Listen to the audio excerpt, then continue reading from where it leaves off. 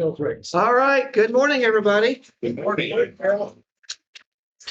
We are still in Genesis, but we're making it through a little faster now. It's not just one chapter at a time. So hopefully we'll be pushing right on through. Anybody remember what we talked about last time? Quite a bit. Quite a bit. Yeah. Flood. No, lots of water. Yeah, lots of water. That whole roto-rooter problem, backed up sink caused flood. Yeah. Okay. All right, so we talked about the flood, and the causes of the flood were water, of course, but what were the causes prior to the flood? Why did God flood the earth? A little upset. Because Jim was a bad. Because Jim was a bad boy, of course. That's why we had rain yesterday. Ridding the world of evil. Yeah. Yeah, ridding the world of evil. And so you had 8 passengers on the ark, plus the animals. So it was Noah and his wife, 3 sons and their wives. And they all came out, and we left them. They had just come out of the ark. So we're on chapter 9 now. Starting in verse 1. Then God blessed Noah and his sons, saying to them, "Be fruitful and increase in number and fill the earth. The fear and dread of you will fall on all the beasts of the earth and all the birds in the sky, on every creature that moves along the ground, and on all fish in the sea. They are given into your hands. Everything that lives and moves about will be food for you.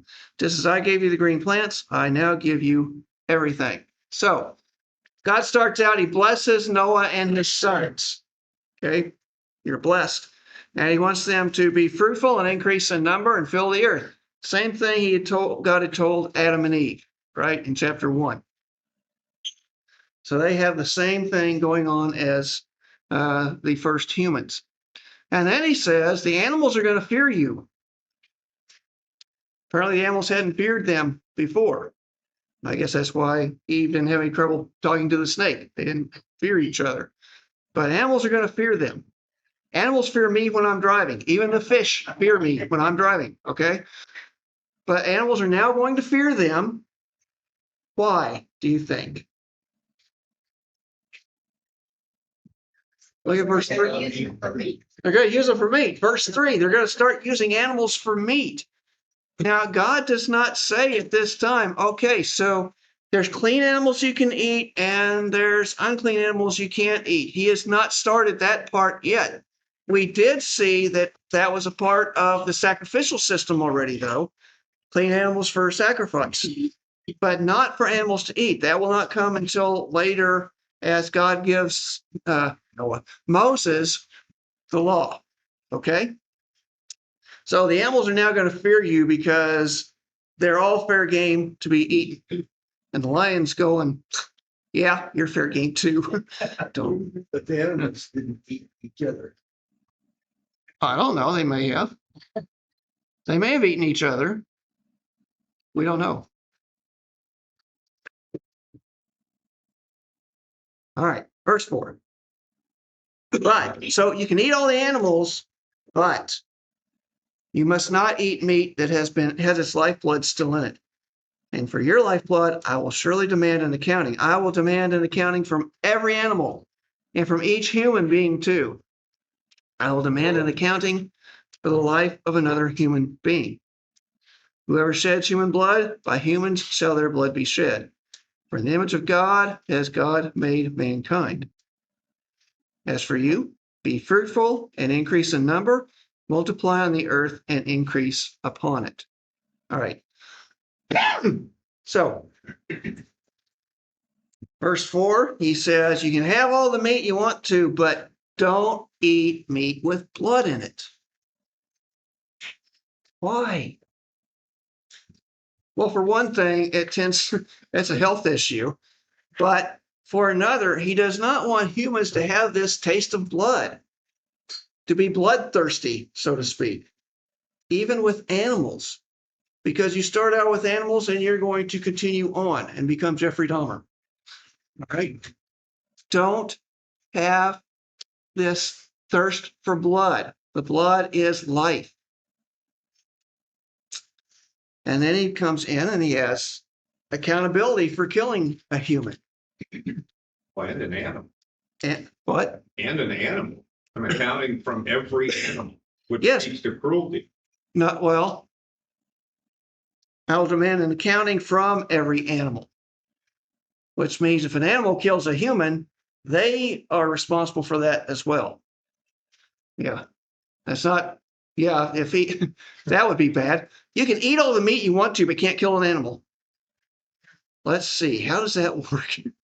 Just accidentally throw them off a cliff or something? Could But, you interpret yeah. that as cruelty, though, to animals killing wantonly?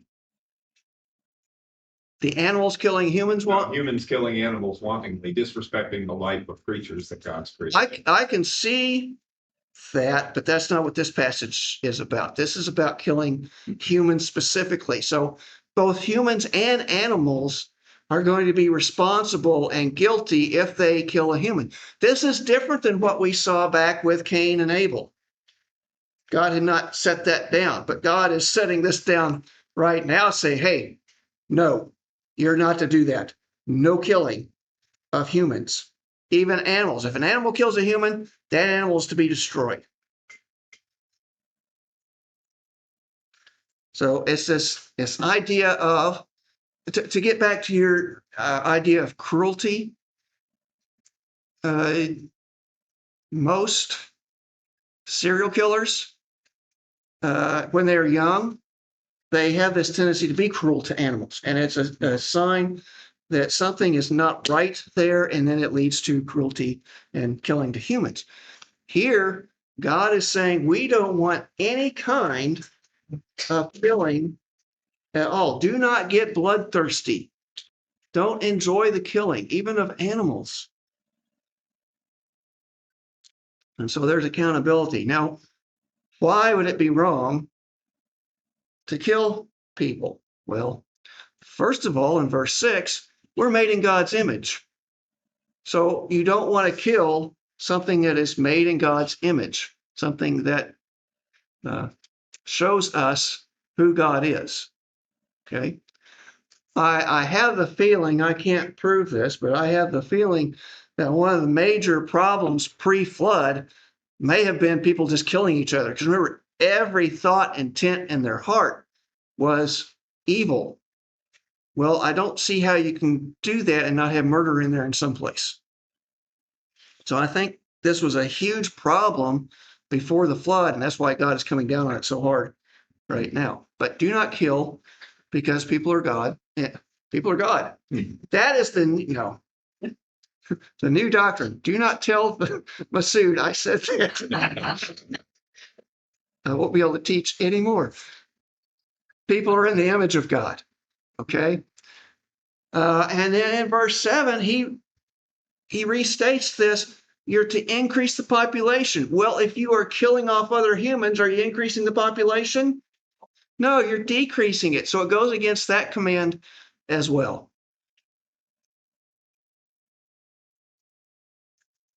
I'll let you look at the pretty rainbows while I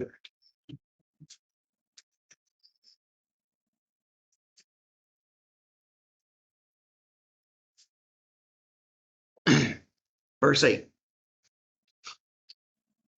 Then God said to Noah and to his sons with him, I now establish my covenant with you and with your descendants after you, and with every living creature that was with you, the birds, the livestock, and all the wild animals, all those that came out of the ark with you, every living creature on earth. In other words, everything that came out of the ark is going to have a covenant given to them here, which is like a contract. I establish my covenant with you. Never again will all life be destroyed by the waters of a flood. Never again will there be a flood to destroy the earth. We must stop right there. Okay. So God gives this covenant to Noah, which is handed down to all humans, even to animals. He says, no more flood. I'm not going to destroy the earth anymore with a flood. And that is true. In Revelation, it's destroyed by fire or just simply recreated into a new earth. So no more flood. This week, I read that and I thought, there's something there I haven't seen before. I will not wipe out the earth and everything in it with a flood.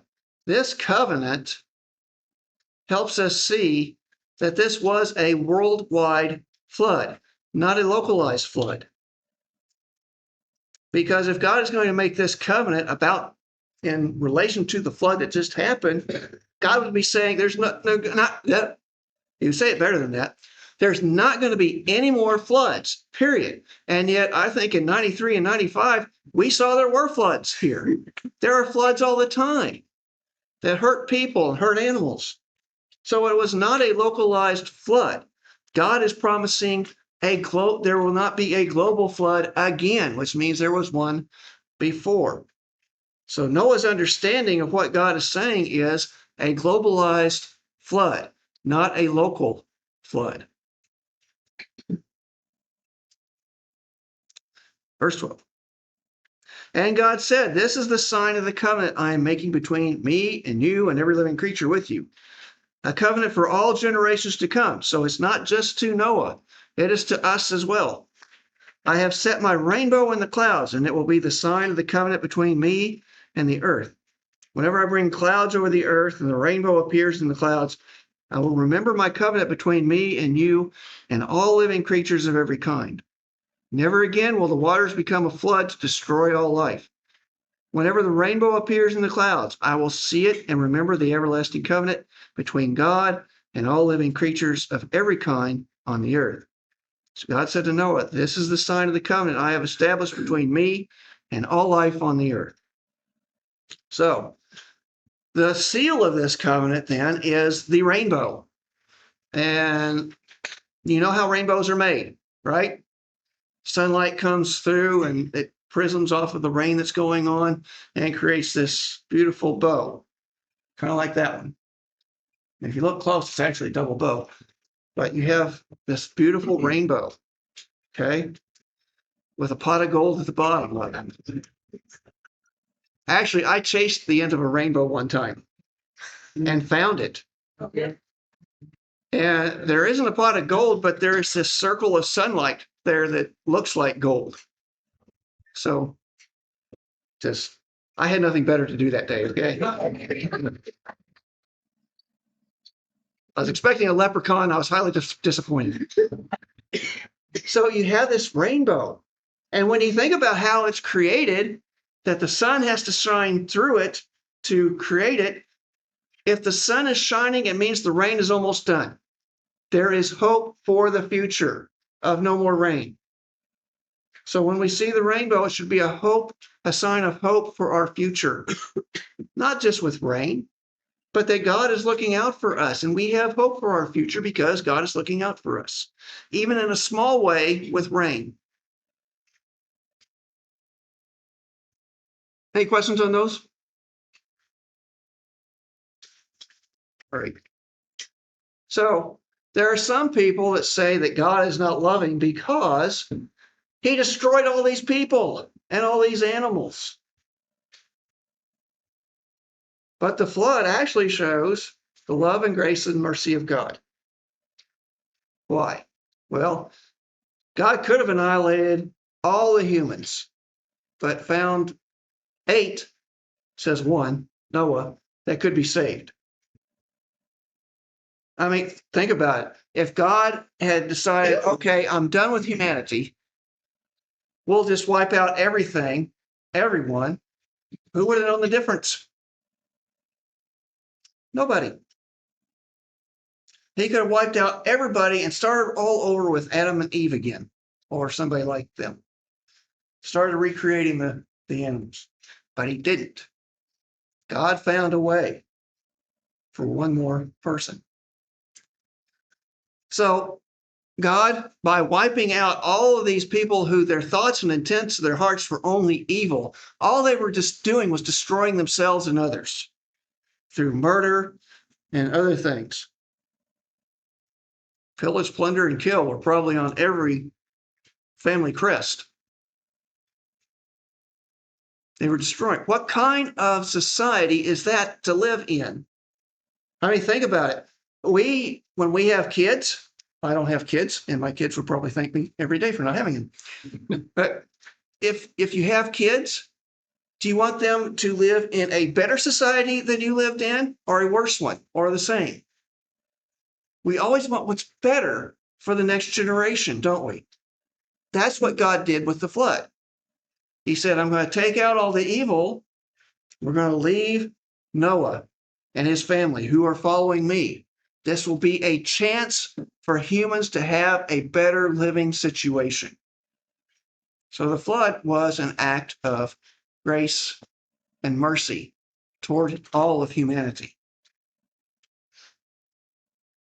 Those who died did not have to suffer through a slow downward spiral as they just killed each other off and were horrible to each other, and society continued to get worse and worse and worse. And those who come after at least have a chance. We think our society is bad, but it is much better than what it was during the time of Noah, apparently. So the flood shows the love, grace, and mercy of God. Verse 18. The sons of Noah. So we're going to get to this, this story that's a little bit kind of like a soap opera. All right. Most of Genesis, by the way, is like a soap opera. So here we go. The sons of Noah who came out of the ark were Shem, Ham, Japheth.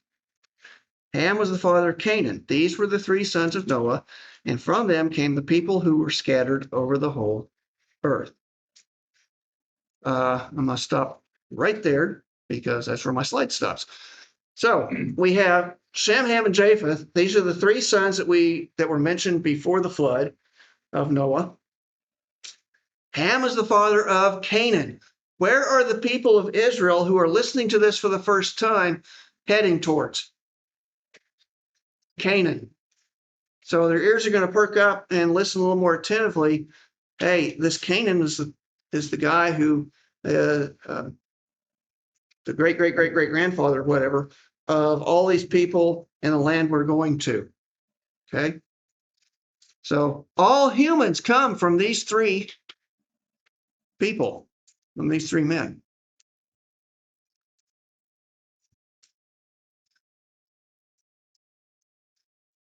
Verse 20. Noah, a man of the soil, proceeded to plant a vineyard. When he drank some of its wine, he became drunk and lay uncovered inside his tent. Ham, the father of Canaan, saw his father naked and told his two brothers outside. Notice Ham is always referred to as the father of Canaan. But Shem and Japheth took a garment and laid it across their shoulders. Then they walked backward and covered their father's naked body. Their faces were turned the other way so that they would not see their father naked. So Noah got drunk and was naked. All right, in his tent. Everyone could see him if they wanted to. Ham walks in. And instead of being embarrassed, he kind of likes it. And he goes and tells his brothers, hey, guys, come on, see what dad's doing. Let's go look at dad. As if it's a good thing. Shem and Japheth, though, what do? Walked in backwards. They said, no, that's not a good thing. We shouldn't sit there gawking at our dad. So they get a blanket, put it on their shoulders, and walk backwards until they see his feet, and then they drop the blanket. Okay? So they did not see their father naked. Verse 24, when Noah woke from his wine and found out what his youngest son had done to him, so apparently Ham was the youngest son, he said, cursed be Canaan. Oh, wait, what? What? That's a shift, isn't it? You expect cursed be Ham. No, the Israelites already couldn't eat pork. That's not right. Cursed be Canaan, the son. Why? Seriously, why? Because I don't know. What? He didn't keep it quiet. He didn't help him. But why Canaan? Why the son? Why not Ham? What? Why not? He did. Right. Why not the one who did it? There is something going on there that we don't fully understand. It may be a cultural thing, but Canaan ends up on the hook for this thing. Which is worse, to be cursed or to have your offspring cursed? I would say it's having your offspring cursed, Especially if you're already old, right? and especially in a patriarchal society. Yeah. Your son is cursed. And Canaan may have been the first son of Ham. So this curse against Canaan would be horrible. Now, think about something too. Here are these Israelites getting ready to go in against these Canaanites, and they hear about this curse. All right, Moses, tell us more, please. Tell us more. Cursed be Canaan, the lowest of slaves will he be to his brothers. And that's not good. He's going to be the lowest of slaves to his brothers. And that's not just to his actual brothers, the other children of Ham. This is to the children of Shem and Japheth as well.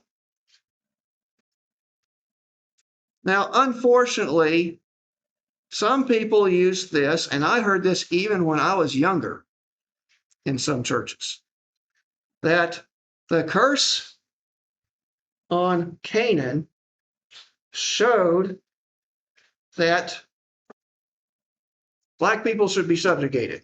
Slavery was okay. And every time I heard that, I wanted to go up and throw the preacher.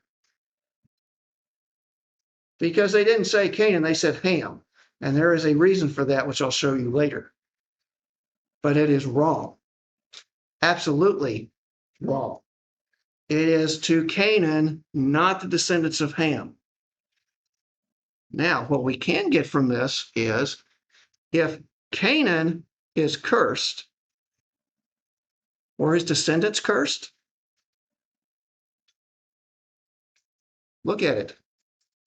Cursed be Canaan, the lowest of slaves will he be to his brothers. Does that say, and his generations following him will also be slave? No, this was for Canaan only. But at the same time, you probably had some Israelites going, oh, okay, so the people of Canaan are going to be cursed. Let's see how this goes. Verse 26, he also said, this is Noah speaking, praise be to the Lord, the God of Shem. May Canaan be the slave of Shem. May God extend Japheth's territory. May Japheth live in the tents of Shem, and may Canaan be the slave of Japheth. Now we are getting into expanding it a little bit further into generations. And what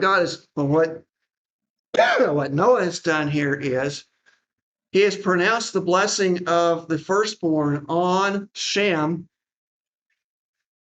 and secondborn on Japheth. Ham was already the youngest child. He wasn't going to get squat, all right? But Shem and Japheth, and it's not completely sure whether Japheth was the older one or Shem. And we'll see here in a few minutes. There's a question in how to interpret it. But Shem actually gets the firstborn setting, firstborn blessing, which means he is now over the family. Like Noah was over the family, Shem is now over the family. Japheth will live in the tents of Shem.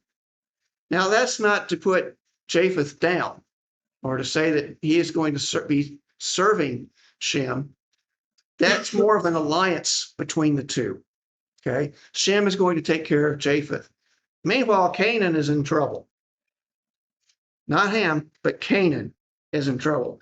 It's almost because, let's have to think of this, because Ham is not mentioned in any of this. It's almost like Noah said, Ham, you are dead to me. I'm just going to deal with your firstborn. And that's a possibility.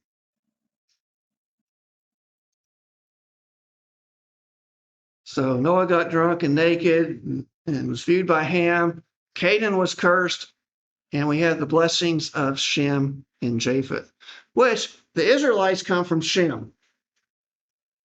So they're like, so if Shem is the big boy, then we have that right as well, don't we? At least part of that right as descendants of Shem. Remember, these people are listening to this as they are standing there wandering around the wilderness, okay? Getting ready to go into the promised land. Probably after they rejected the promised land in the first place. I mean, Moses had 40 years to play around with them. Verse 28. After the flood, Noah lived 350 years. Noah lived a total of 950 years, and then he died. So we're back to this. And then he died thing. So Noah lived age of 950 years. He almost got to Methuselah's age, but didn't quite make it. Any questions on chapter 9? Question, how long after Genesis in this particular part is Exodus? You mentioned Moses telling this story. Okay. Obviously, this story's been passed down. So the timeline, the Exodus was in 1440 BC. This would be a couple of hundred years before that. Theoretically, we're not sure how many generations actually went from Noah, between Noah and Abraham or Abram. Okay, yes. Is it typical for God to allow a human to put a curse on people? Does that happen a lot? It was allowed because within the human culture, you had the blessings of the firstborn that were just commonly done. You had also blessings of the younger ones, but you could also curse the younger ones too and put them into a subservient position, which is what he did with Canaan through the rest of the family. So yeah, that could be common. And it, once again, that wasn't necessarily God doing that. It was a father. It was a father-son. Son. Yeah, yeah. That's where some people get confused. It's not God doing this, actually. It is, I almost said Abraham. Not enough drugs this morning. So it was really Noah who is saying these blessings. And when we get down to the end of Genesis, where you see Israel, Jacob, blessing his children, those are blessings from Jacob. Those are not necessarily prophecies, okay, from God. Some people disagree with me on that. They can. They're wrong. No, they can. I think my evidence for it not being prophecies is better than theirs for it being prophecy. But that's way down the line. So remember that when we get down to the end at chapter 50, 3 years from now. All right. Did you say that between Noah and Abram, like 200 or 300 years? If you go by the genealogy here, it's only 200 or 300 years probably. But the genealogy is not connective. Okay. You could have other generations slipped in there. Just a shorter Yeah. cut than I. Yes. Remember, these genealogies are listed to get you from, we talked about this person, now we're going to talk about this person. So they don't have to be all inclusive. Is Okay. it the same with Jesus' genealogy in Matthew? Yes. Skips around a little bit, like. Yeah. Because in Matthew, it says there's 14 generations to here, there's 14 generations to here. Well, there is in that list, but not in Yeah. not in the Hebrew scriptures. So that is not a statement of this is how many generations there were. It is just a mnemonic device, a way of memorizing it, that you have 14 here and 14 there. So if you're writing it down, you come up with 13, you got to figure out which one is missing, which is the hardest thing to do. That's like trying to name all 50 states. You get up to 49. Which one am I missing? Especially when people live 950 years. Yes, exactly. Yeah. So yeah, that the genealogy served a purpose, and as they get closer to the time when Israel was actually in the land, those genealogies are more accurate because they were necessary to pass the land down through the families. These genealogies do not necessarily have to be that accurate. Yes. Between Noah dying and Abram's birth, and that would have been even a shorter time because he lived 350 years after the flood. Yes. So they get pretty close. What? They got pretty close. They got pretty close. Yeah, he lived 350 years after the flood. But we're not sure how close. Right. Yeah. Good questions. I like those questions. I have a question on. No, This go ahead. may not be a good question. On the accountability for the death of a human being, Yes. obviously, that's kind of from a standpoint of a human being held accountable by other humans. That's kind of lightened up a little bit since that statement. And but the question I have really is, does this include wars also? I don't think so. I think this is more of, I don't like you, so I'm going to kill you. Or you wounded me, like Lamech, you wounded me, so I'm going to kill you. Wars are a different story as far as one-to-one. But do you think God is for war by giving that command? No. God is not for war. And you can take it as more metaphorical too. If you're going to have a war, you suffer. Yeah. Yeah. So if your soldiers killed my soldiers are going to kill your soldiers who killed my soldiers, and back and forth. Yeah. Thank you, David. All right, 10, verse 1. Now this is going to be a genealogies chapter, so it's a transition from Shem, Ham, and Japheth to this guy called Abram. This is the account of Shem, Ham, and Japheth, Noah's sons, who themselves had sons after the flood. Well, good. I'm glad they had sons after the flood, so do you populate the earth like they're supposed to? If they had no children, we wouldn't be here today. So the sons of Japheth. We'll get there in a second. So Shem, Ham, and Japheth, this is the genealogy we're going to have in verse 1. It's giving us events before and after the event of the Tower of Babel, which we will get to in chapter 11. All right. The reason we know this is within this chapter 10, we are seeing the people already spread out. But the people didn't start spreading out until after the Tower of Babel. Okay. Also, in verses 5, 20, and 31, as we read this, notice this, it mentions various languages. But everyone had one language until the Tower of Babel, when God confused languages. Okay. So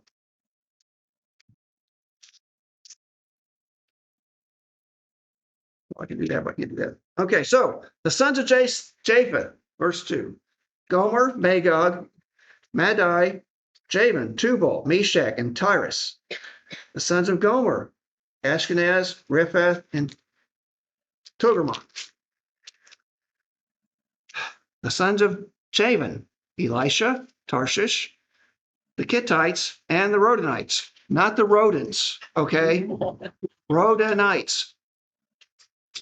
From these, the maritime people spread out into their territories by their clans within their nations, each with its own language. Okay, so that's from these guys, They spread out. So let's look at this here. This is the type of stuff like actual historians use to like, Yes, hey, it's pretty accurate. It's and it is pretty accurate. They have found that, as you can see in this map, up here in the red is Japheth, the deep red. Down here, I'm not sure what they're doing. But Japheth was around the Caspian Sea. They're up around the Black Sea, the Mediterranean, the Aegean. So they went all the way to Italy, as far as they can tell. Okay. And then there may have been some down here towards the Persian Gulf as well. They were seafaring people. So, yes, they would be around the large bodies of water. Okay. So that's Japheth. The sons of Ham, Cush, Egypt, Put, and Canaan. The sons of Cush, Seba, Havilah, Sabta, Ramah, Sabteka. The sons of Ramah, Sheba, and Dedan. Cush was the father of Nimrod, who became a mighty warrior on the earth. He was a mighty hunter before the Lord. That is why it is said, like Nimrod, a mighty hunter before the Lord. That's just redundant. Yeah. Sometimes you just got to laugh at these things, but we do the same thing, I'm sure. So the first centers of his kingdom were Babylon, Uruk, Akkad, and Kelna in Shinar. From that land, he went to Assyria, where he built Nineveh, Rehoboth, Keilah, and Rezin, which is between Nineveh and Keilah, which is the great city. Egypt was the father of the Luddites, Anamites, Leabites, Nephtuhites, Pathrusites, Casluhites, from whom the Philistines came. And later on, people reading this hear Philistines, is like, boo. And Caphtorites. Canaan was the father of Sidon, his firstborn, and the Hittites, Jebusites, Amorites, Girgasites, Hivites, Arkites, Sinites, Arvadites, Zemarites, and Hamathites. Later, the Canaanite clans scattered, and the borders of Canaan reached from Sidon toward Gerar as far as Gaza, and then towards Sodom, Gomorrah, Admah, and Zeboim, as far as Lasha. These are the sons of Ham by their clans and languages in their territories and nations. Ham just spread out all over the place. All right. So Ham is in the green here. Okay.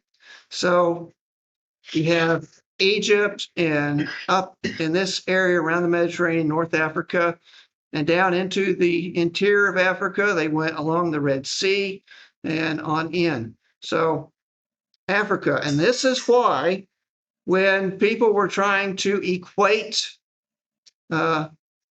African slaves as being cursed, that they should be slaves, they had to put it as Ham, not Canaan, because Ham actually settled in Africa. Where did Canaan go? He's up in here, what was going to be the promised land. That's where his descendants landed. Okay, the Canaanites. Did you have a question, David? Yeah, in Hamites, it refers to a different name in my text than in yours. Of father of the Luddites is Mizraim. yeah, I saw that too. What verse you on? 13. 13. Mizraim. Syrian is the father of the Luddites. Just a different. Oh, yeah, it's a different way of saying Egypt. Both are the same thing. Yeah, That's cool. I looked that up too. What did you say it was? Egypt, Oh, okay. yeah, which is a lot easier to say than the one you're trying to pronounce. So, Yeah, Mizraim means two Egypts. yeah, For- for a minute. so Ham had all that territory. They were spread out all over the place. Okay. And the Semites, the sons were also born to Shem, whose older brother was Japheth. Now that's where we get into an issue. The Hebrew is kind of wonky there, and so it could mean that Shem was the older brother of Japheth, or it could mean that Japheth was the older brother of Shem.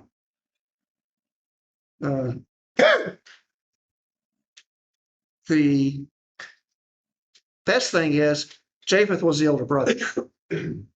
Okay. The best translation there is Japheth was the older brother. So when we go back then and look at these blessings that Noah was giving out to Shem and Japheth and Canaan, well, curses to Canaan, but Shem and Japheth, why did the younger brother get the lead in the family and the older brother got put in second place? We don't know. But it's not like it doesn't happen. Pattern. It is a pattern within this family, because you had Ishmael and Isaac.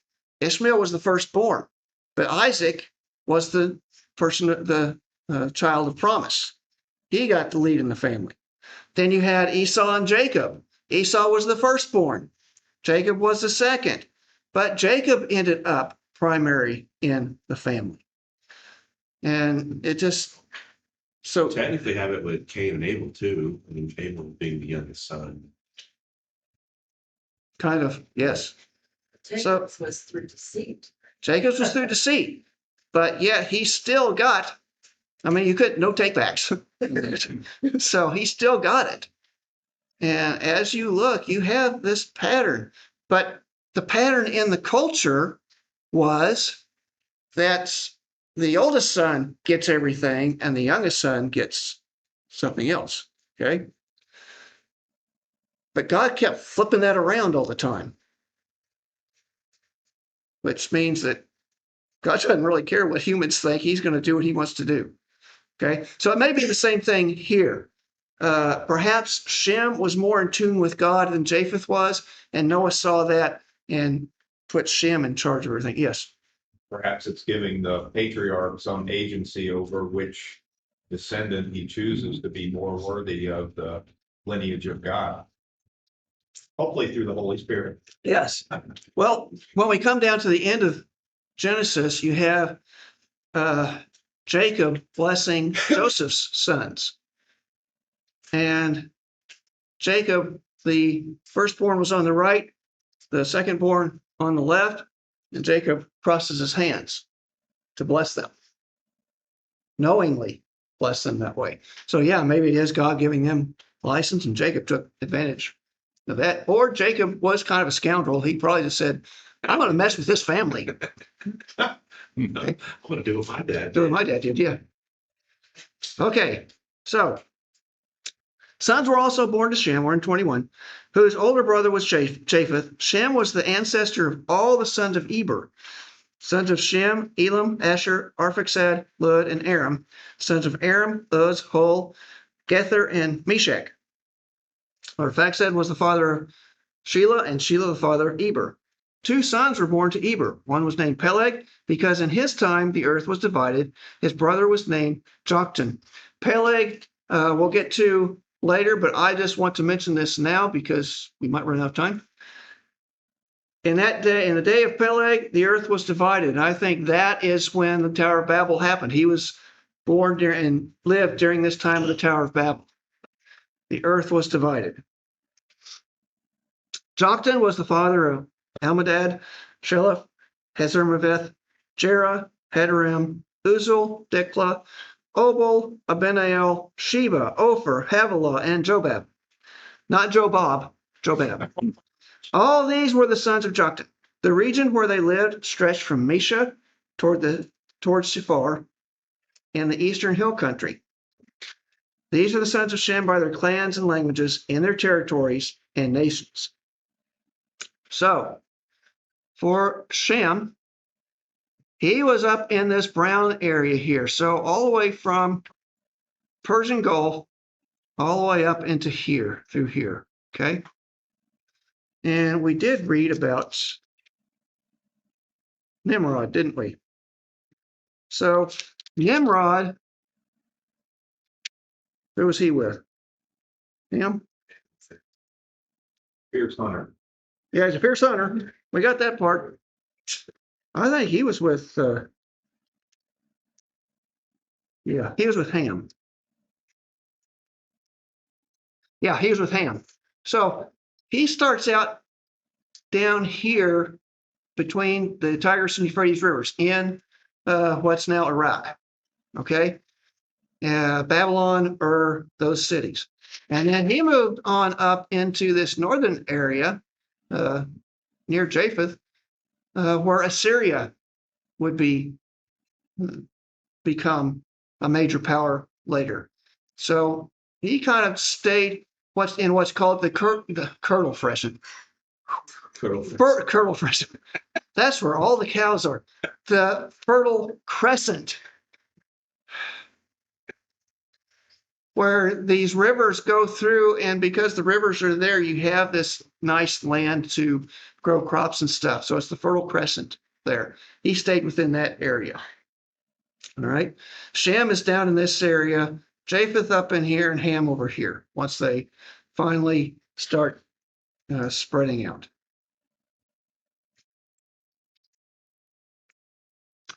Verse 32, these are the clans of Noah's sons, according to their lines of descent, within their nations. From these, the nations spread out over the earth after the flood.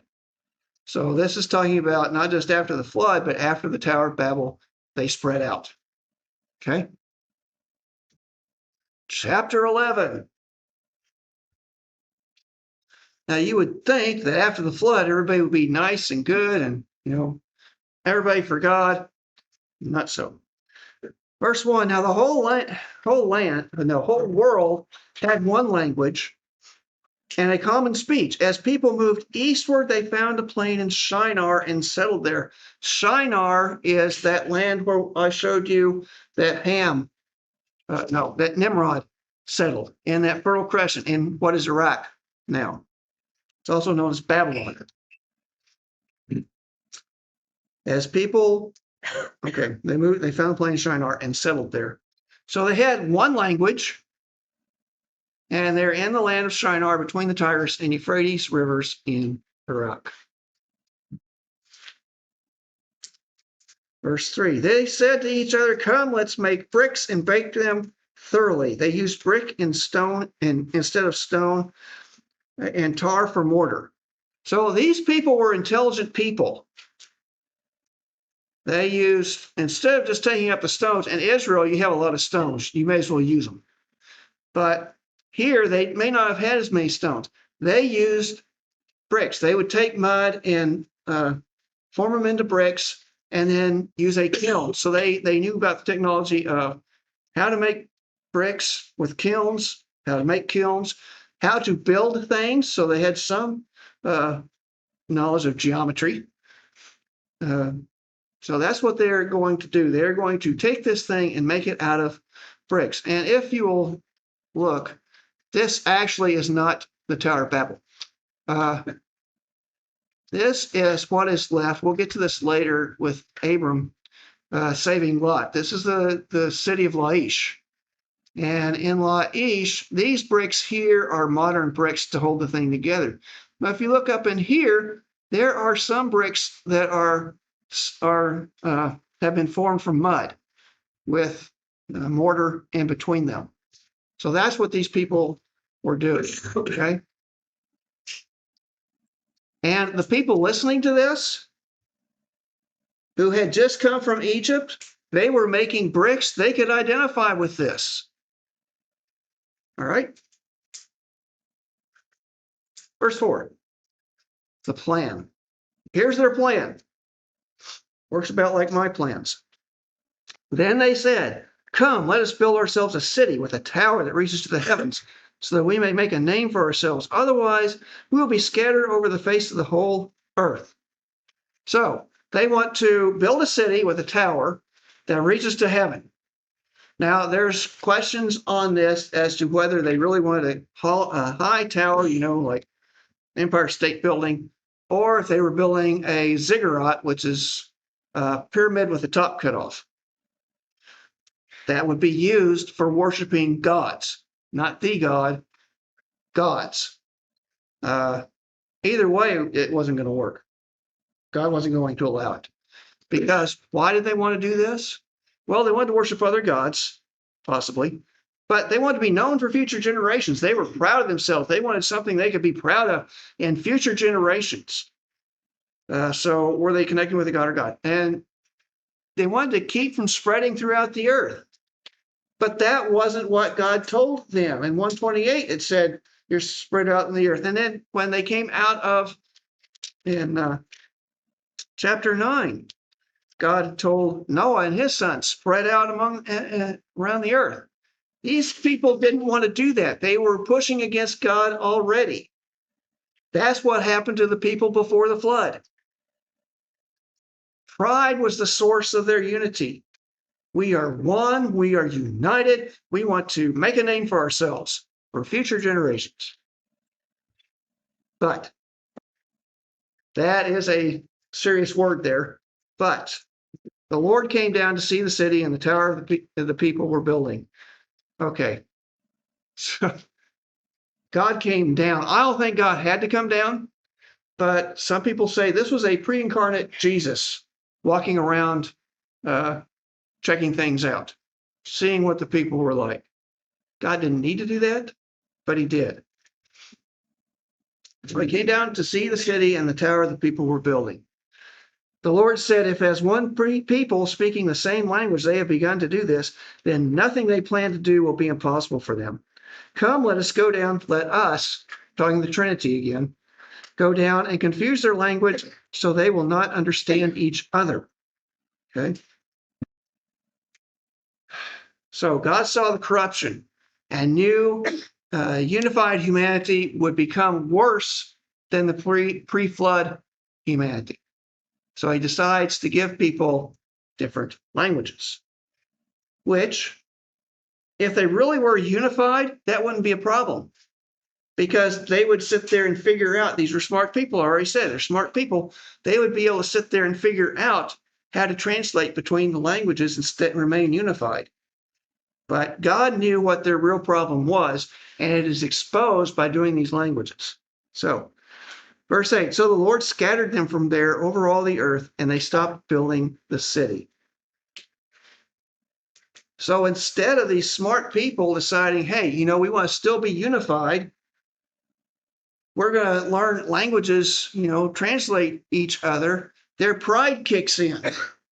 And when their pride kicks in, well, my language is better than your language. How dare you speak that stuff to me? Get out of here. And so their pride is what pushes them apart. Their unity was based on pride alone. And when that pride was exposed, it pushed them all apart. Simply because I have a better language than you do.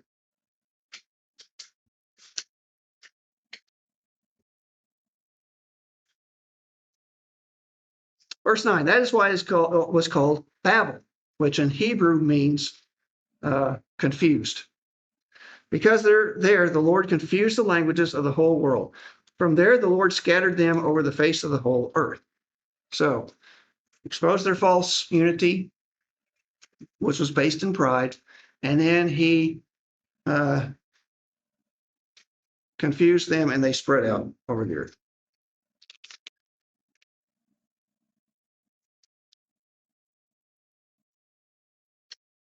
Verse 10.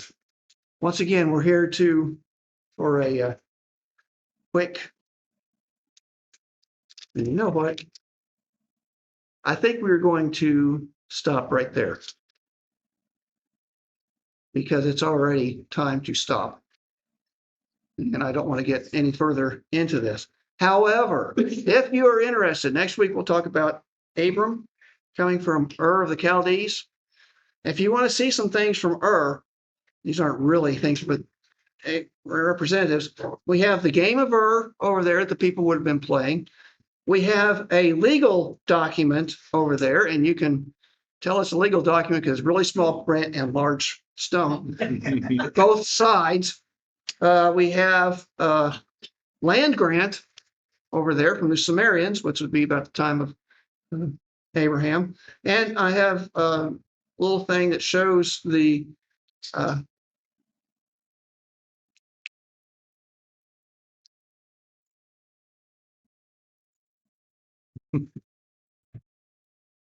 harp head. It's a harp head. All I could think of was ark, and that one, right? A harp head, which, you have the harp that like this and this. So this would be on the front of it, and it's about this size here. Okay, I saw it when it was in St. Louis. That came from actually came from from around the time of Abraham. So take a look at those and have fun looking at it. I may try to bring them back next week too, so you can see them. But that gives you an idea. We always think of Abraham, but we don't put him into a cultural context where these people were writing, they were playing games, they had arts. I mean, you don't have a harp head without having a harp and having music. So they had arts, and not only that, they had fine arts where this thing is beautiful. There was a whole culture there surrounding Abram. So think about that. All right. And oops. It is easier to see where God is leading when you know where God has been. So we know where God has been. Now we're going to see where God is leading these people, even through these stories. All right. Thank you all very much. Have a good week.